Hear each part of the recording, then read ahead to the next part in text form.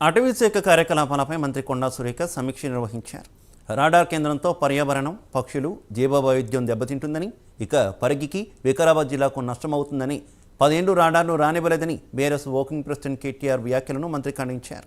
BRS ప్రభుత్వం ఉన్నప్పుడు ప్రకృతిని నాశనం చేశారన్నారు.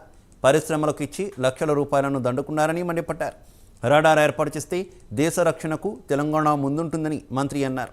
బీఆర్ఎస్ ప్రభుత్వం ఉన్నప్పుడే రాడార్కు అనుమతులు తీసుకుందన్నారు. ఇప్పుడు ప్రభుత్వానికి వ్యతిరేకంగా మాట్లాడడం దారుణమన్నారు. ఈరోజు ఈ సెంటర్ కానీ మనకు వచ్చినట్టయితే మనం ఒక దేశ రక్షణ కోసము మన తెలంగాణ కూడా అందులో ఒక భాగం అయ్యేటువంటి అవకాశం ఉన్నది. దీన్ని కూడా ఆపే ప్రయత్నం మీరు చేస్తూ ఉన్నారు. అది చాలా బాధాకరం.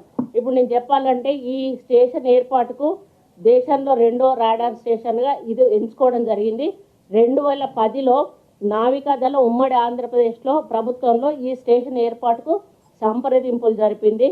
తెలంగాణ రాష్ట్రం ఏర్పాటు అయిన తర్వాత 2017లో అప్పటి టీఆర్ఎస్ ప్రభుత్వం హయాంలోనే ఈ రిజర్వ్ ఫారెస్ట్ భూములను నేవీకి అప్పగించేందుకు తుది అనుమతులు కూడా మంజూరైనాయి. వికారాబాద్ మండలం పూడూరు పరిధిలోని దామగూడెం రిజర్వ్ ఫారెస్ట్లో 1174 హెక్టార్ల భూమిని ఈ రాడార్ స్టేషన్కు ఏర్పాటుకు బదిలీ చేసేందుకు అప్పటి ప్రభుత్వమే జీవో నెంబర్ 44 జారీ చేయడం జరిగింది. మరి 2010లో సెప్టెంబర్ 7వ తేదీన తూర్పు నావికాదళ రాష్ట్రం ప్రభుత్వానికి ఒక లేఖ రాసింది. వికారాబాద్ మండలం పూడూరు అడవుల్లో 1174 హెక్టార్ల భూమిని తమకు అప్పగించాలని, అక్కడ navy communication and transmission station ఏర్పాటుకు ప్రతిపాదనలు సమర్పించింది. 2011 ఏప్రిల్ 15న నేవీ ప్రతిపాదనను రాష్ట్రం. ఇక మహాత్మా గాంధీ స్వచ్ఛ కార్యక్రమాలపై ఇచ్చిన స్ఫూర్తిని అంతా కొనసాగించాలని మంత్రి పొన్నం ప్రభాకర్ అన్నారు.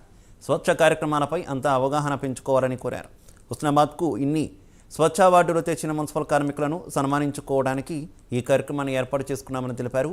ప్రజలంతా మున్సిపల్ కార్మికుల సేవల పట్ల గౌరవం పెరగాలని మంత్రి ఆకాంక్షించారు.